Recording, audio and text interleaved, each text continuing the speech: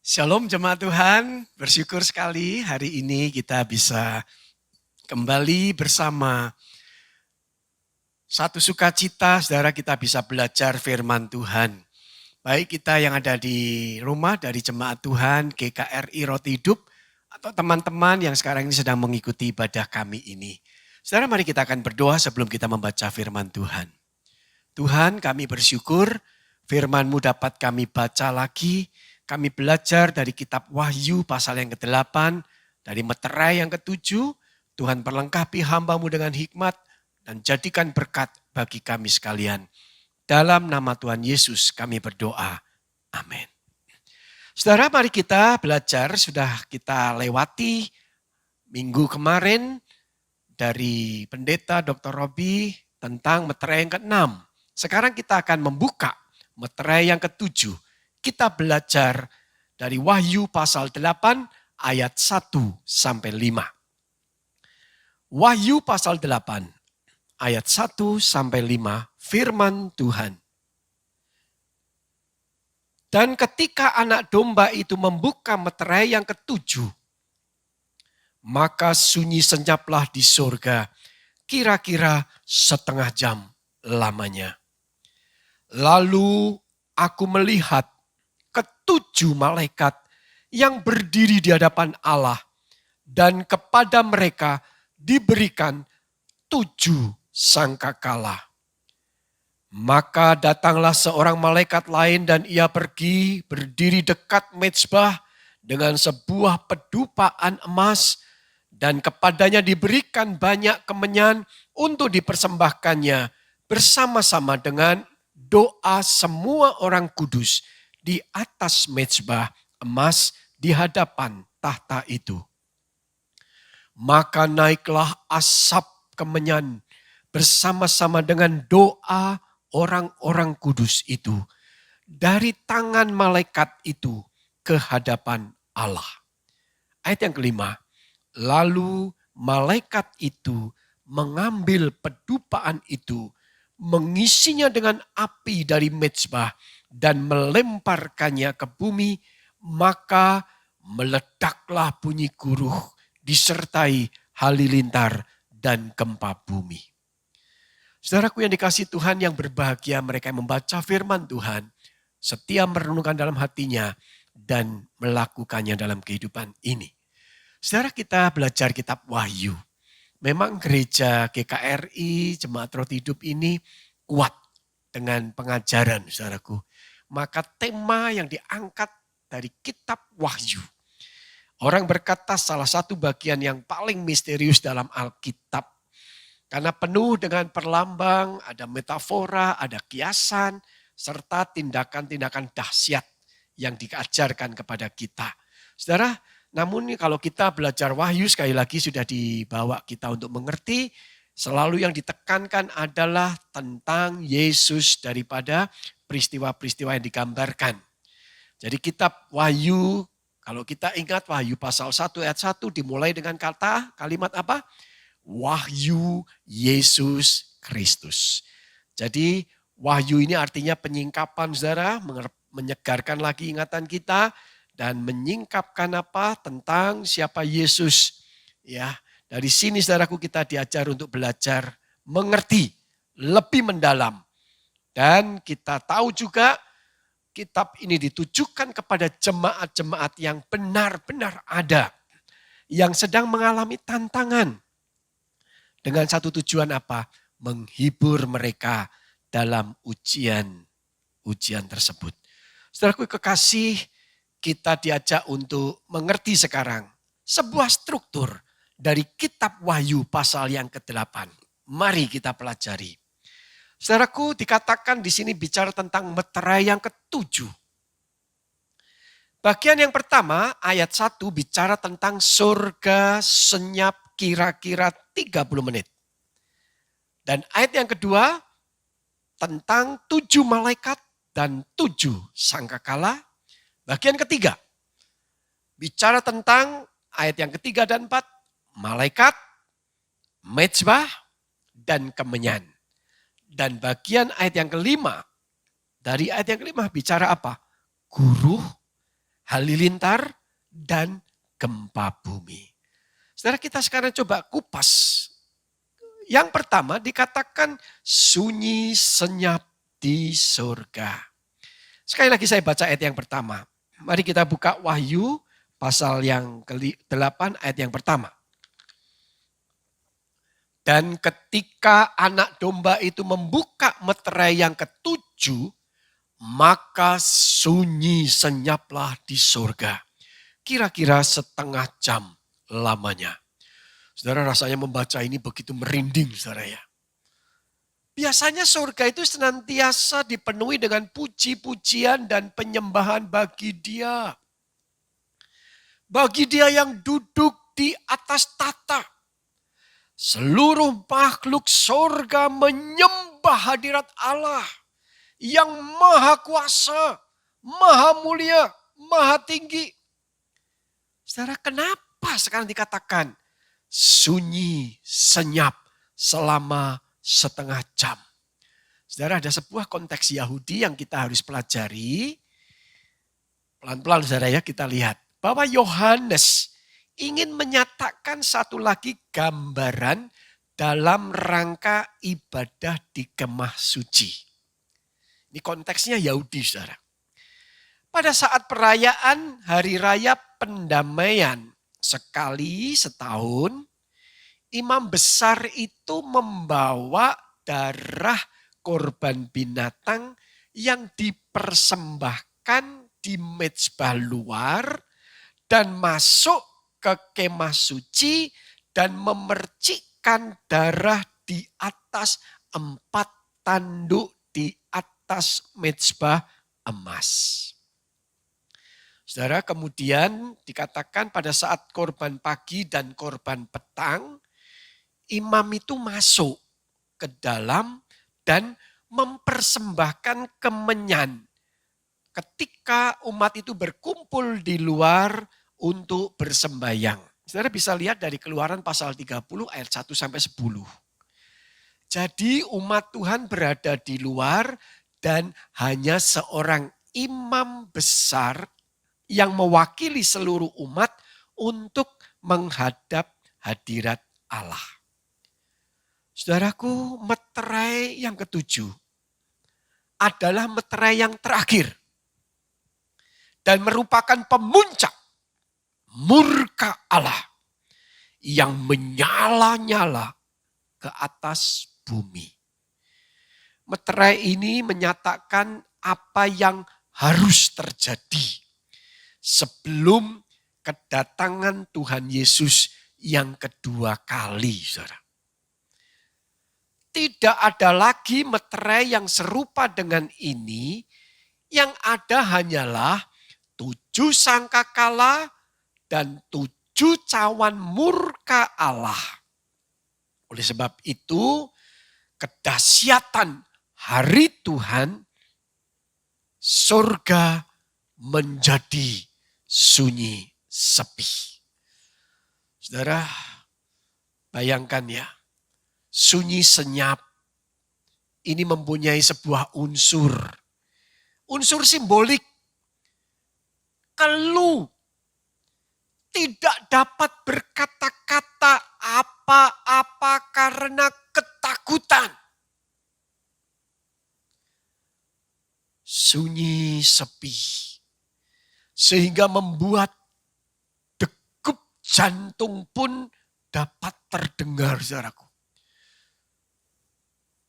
Suasananya begitu, saudaraku, digambarkan. Kalau meterai sebelum ini saja begitu sangat menakutkan, maka meterai yang ketujuh akan lebih dahsyat lagi. Karena 7 sangkakala Allah berakhir dengan 7 cawan murka Allah. Saya coba kutip saudara ya dari 1 Petrus pasalnya, kitab Petrus, maksud saya 2 Petrus pasal yang ketiga ayat 10 sampai dengan ayat yang ke-12. Saudara, firman Tuhan berkata demikian. Tetapi hari Tuhan akan tiba seperti pencuri Pada hari itu langit akan lenyap dengan gemuruh yang dahsyat dan unsur-unsur dunia akan hangus dalam nyala api. Dan bumi dan segala yang ada di atasnya akan hilang lenyap. Ayat yang ke-11, saudara, perhatikan. Jadi jika segala sesuatu ini akan hancur secara demikian, betapa suci dan salehnya kamu harus hidup. Ayat yang ke-12, yaitu kamu yang menantikan dan mempercepat kedatangan hari Allah. Pada hari itu langit akan binasa dalam api dan unsur-unsur dunia akan hancur karena nyalanya.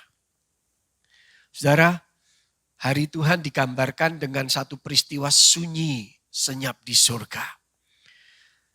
Sesuatu yang tidak main-main bagi kita yang ada sebagai umat di bumi ini.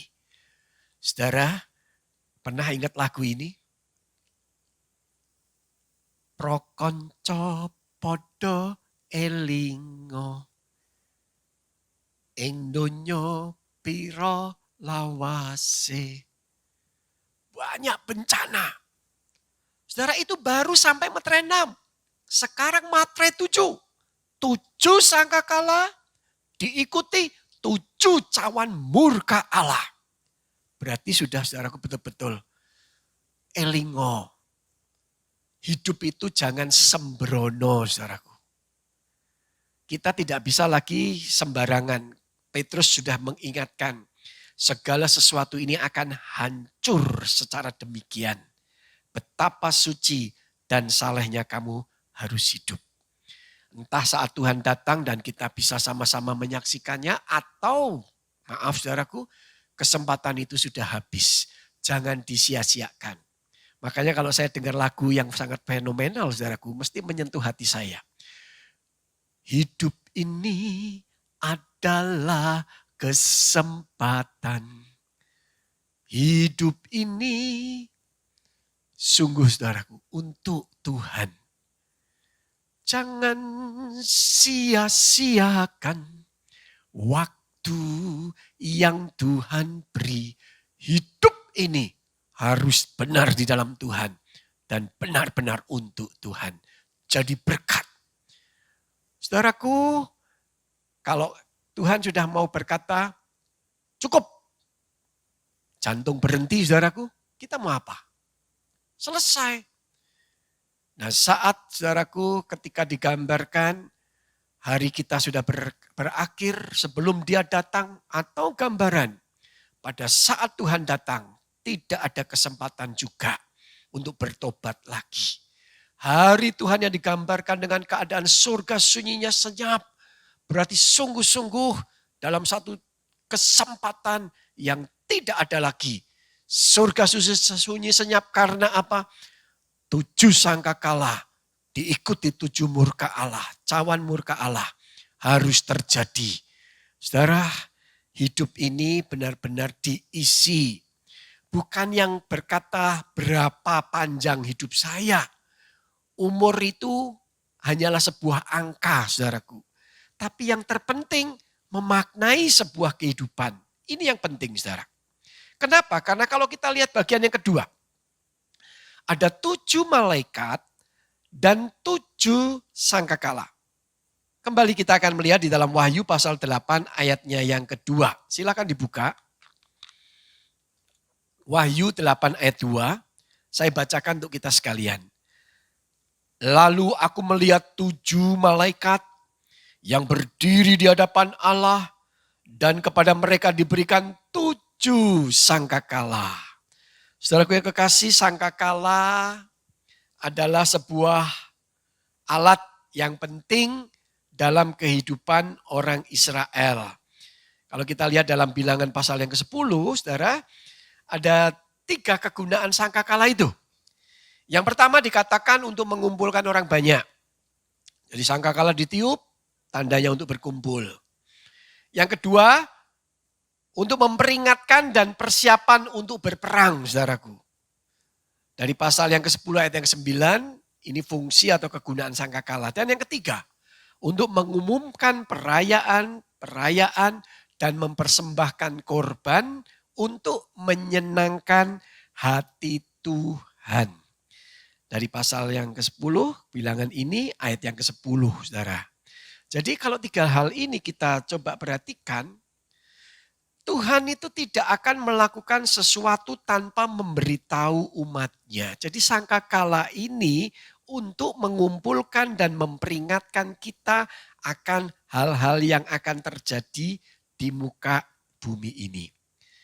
Tuhan memanggil kita untuk berkumpul dalam suatu ibadah keluarga.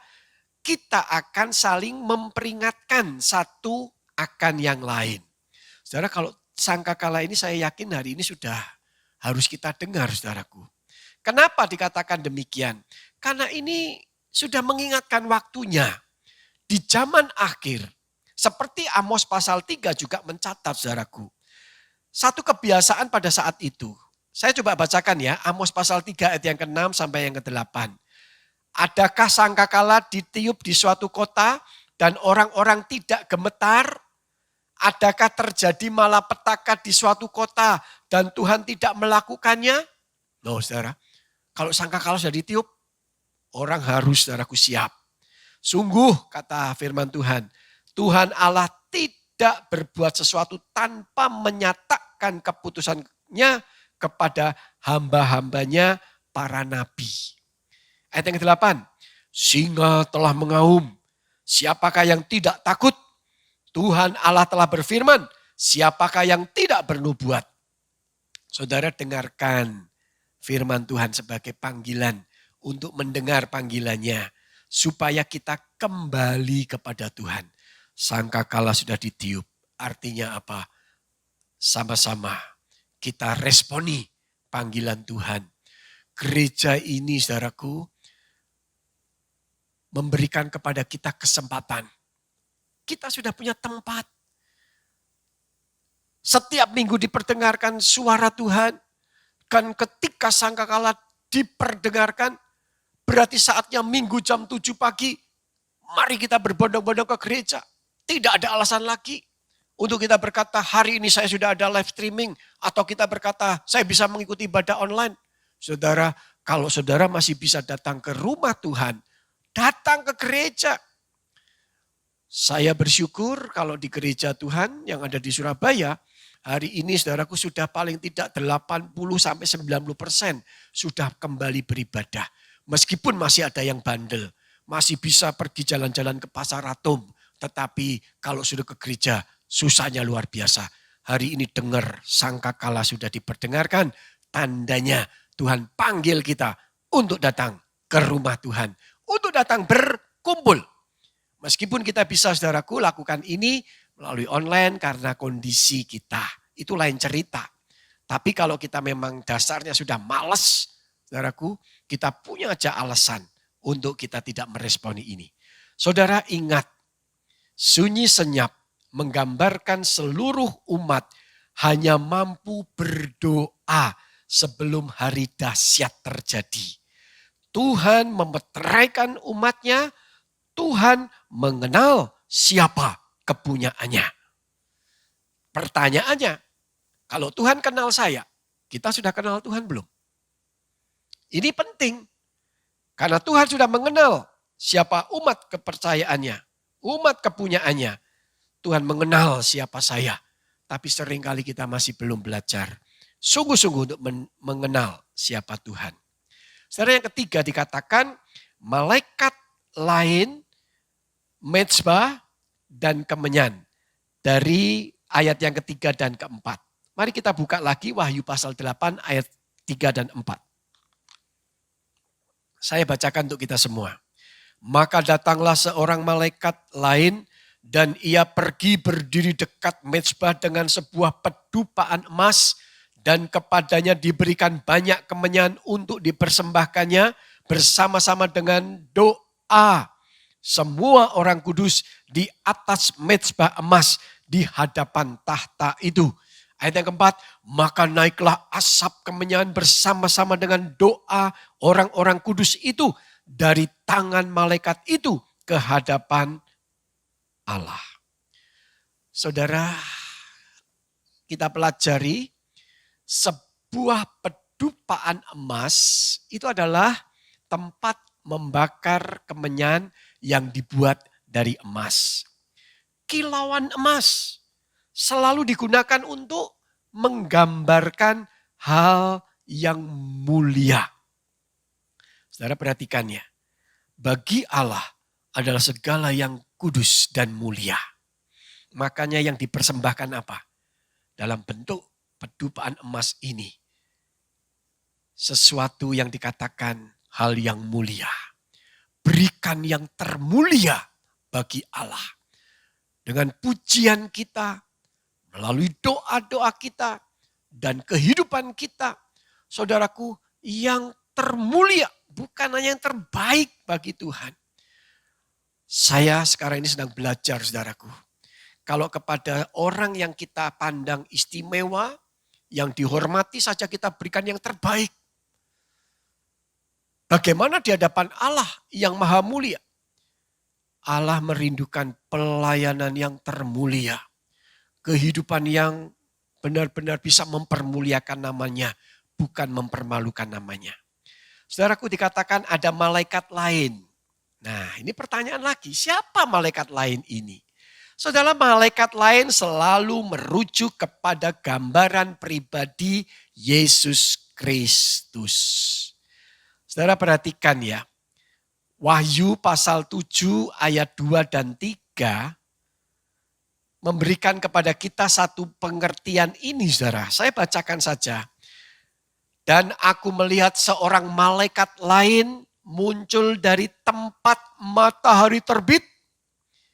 Ia membawa meterai Allah yang hidup dan ia berseru dengan suara nyaring kepada keempat malaikat yang ditugaskan untuk merusakkan bumi dan laut.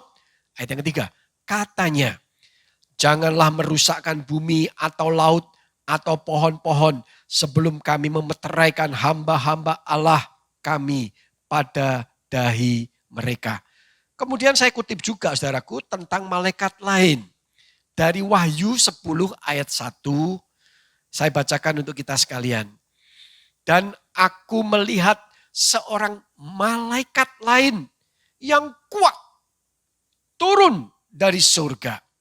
Berselubungkan awan dan pelangi ada di atas kepalanya. Dan mukanya sama seperti matahari. Dan kakinya bagaikan tiang api. Satu lagi saudara, tentang malaikat lain. Wahyu 18 ayat 1. Kemudian daripada itu, aku melihat seorang malaikat lain turun dari surga.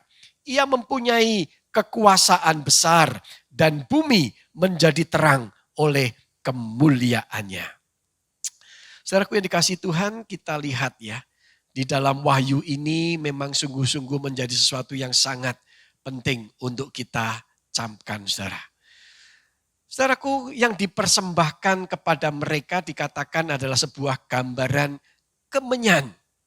Malaikat lain itu mempersembahkan kemenyan. Kemenyan dipersembahkan di atas mezbah. Ini hanya dilakukan oleh seorang imam besar, saudara. Jadi kalau kita perhatikan bersama, saudaraku, sungguh-sungguh gambaran tingkat yang sangat suci. Saudaraku, imam besar itu mengerjakannya. Ibrani pasal yang keempat ayat yang ke-14, saudaraku, dikatakan demikian karena kita sekarang mempunyai imam besar agung yang telah melintasi semua langit, yaitu Yesus anak Allah. Baiklah kita teguh berpegang pada pengakuan iman kita. Saudaraku, imam besar agung itu Yesus Kristus. Imam besar agung kita telah berdoa syafaat, memberkati umatnya. Dan perkara penting dalam hidup kita adalah menghadap tahta Yesus Kristus di surga dalam doa untuk menerima belas kasihannya dan mengalami kasihnya pada masa yang sulit sekarang ini. Saudaraku, sungguh sangat melegakan kita. Ketika kemenyan itu dibawa di tempat pedupaan itu, menggambarkan bagaimana dengan penuh belas kasihan Imam Besar Agung Yesus Kristus memberikannya dalam bentuk doa syafaat. Imam Besar Agung kita Yesus Kristus, kata Paulus dalam penulis kitab Ibrani ini, dia memberikan kepada kita satu penggambaran, dia memberkati umatnya. Saudara, kita akan lanjutkan untuk kita belajar, dan disinilah terjadi ketika masa sunyi 30 menit itu ada guruh, halilintar, dan gempa bumi. Mari kita lanjutkan. Ayat yang kelima, yang terakhir. Wahyu pasal 8 ayat yang kelima.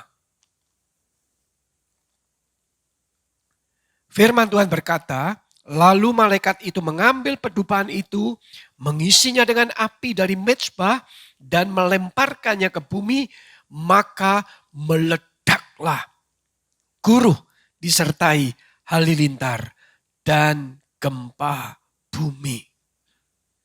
Saudara, kita akan belajar. Api yang dilemparkan Allah ke muka bumi merupakan respon Allah terhadap umatnya yang tertindas. Api menggambarkan penghakiman dan pembalasan kepada mereka yang berbuat jahat. Yang tidak berbelas kasih akan dibalas dengan tidak berbelas kasihan dalam kesakitan dan penderitaan.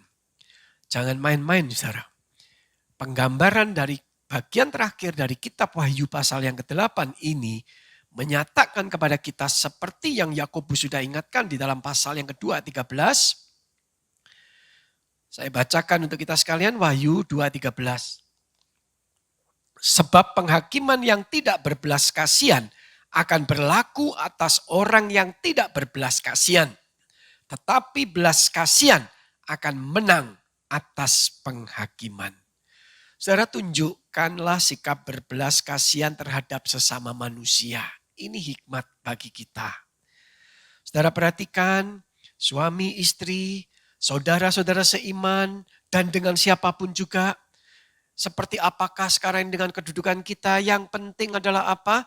Tunjukkan belas kasihan kepada sesama kita. Saudaraku, apabila hari Tuhan yang dahsyat itu datang dan digambarkan dengan api dari mezbah yang dilemparkan ke bumi, hanya satu yang bisa menyelamatkan kita, yakni Imam Besar Agung kita, Yesus Kristus. Saudara, saat berhadapan dengan hari Tuhan yang dahsyat, mohon belas kasihan daripada Tuhan. Kita sungguh-sungguh diajak untuk belajar, saudara. Tidak main-main dalam kehidupan ini dan tidak kita mempermainkan akan firman Allah. Kenapa? Karena yang sudah dinyatakan pasti terjadi. Dan sebagian sudah dinyatakan ketika dari Meterai 1 sampai yang ke-6. Dan hari ini kita pun harus diingatkan. Saya mau siap.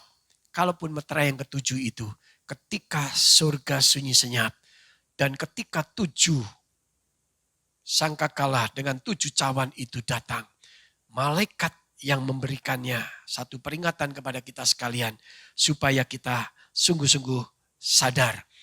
Dan biarlah kita persembahkan hidup kita di dalam kita ketika memberikan yang terbaik untuk Tuhan. Dan ingat, saudaraku, Allah Imam Besar Agung kita, Allah yang penuh belas kasihan, dia sudah nyatakan kasihnya kepada kita dan dia bertindak kepada mereka yang menindas dan dia mengasihi dengan penuh belas kasihan kepada yang tertindas. Satu berita penghiburan yang menarik, saudaraku, bukan hanya untuk didengar tapi untuk dicamkan dalam kehidupan kita. Tuhan berkati kita sekalian. Amin. Mari kita berdoa.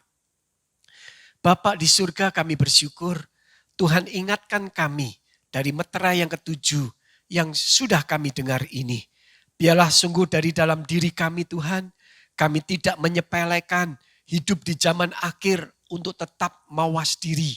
Sungguh-sungguh peka dengan tanda-tanda zaman untuk kami mengerti di mana ketika suasana surga sunyi senyap, pertanda sungguh Tuhan, murka Allah dinyatakan di muka bumi ini. Dan biarlah dengan panggilan melalui sangkakala, melalui firman Tuhan seperti ini, kami responi dengan penuh ketaatan.